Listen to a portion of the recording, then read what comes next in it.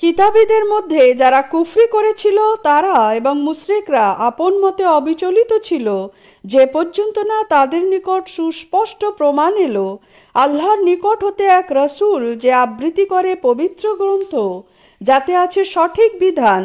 যাদেরকে কিতাব দেয়া হয়েছিল তারা তো বিভক্ত হলো তাদের নিকট সুস্পষ্ট প্রমাণ আসার পর। তারা তো আদিষ্ট হয়েছিল আল্লাহর আনুগত্যে বিশুদ্ধ চিত্ত হয়ে একনিষ্ঠভাবে তাঁর ইবাদত করতে এবং সালাত কায়েম করতে ও জাকাত দিতে। এটাই সঠিক দিন। কিতাবীদের মধ্যে যারা কুফরি করে তারা এবং মুশরিকরা জাহান্নামের আগুনে স্থায়ীভাবে অবস্থান করবে। ওরাই সৃষ্টির অধম। যারা ঈমান আনে ও সৎ কাজ করে তারাই সৃষ্টি সেরা। তাদের প্রতিপালকের নিকট আছে তাদের পুরস্কার, স্থায়ী জান্নাত, যার নিম্নদেশে নদ নদী প্রবাহিত, সেখানে তারা চিরস্থায়ী থাকবে। আল্লাহ তাদের প্রতি প্রসন্ন এবং তারাও তাঁর প্রতি সন্তুষ্ট।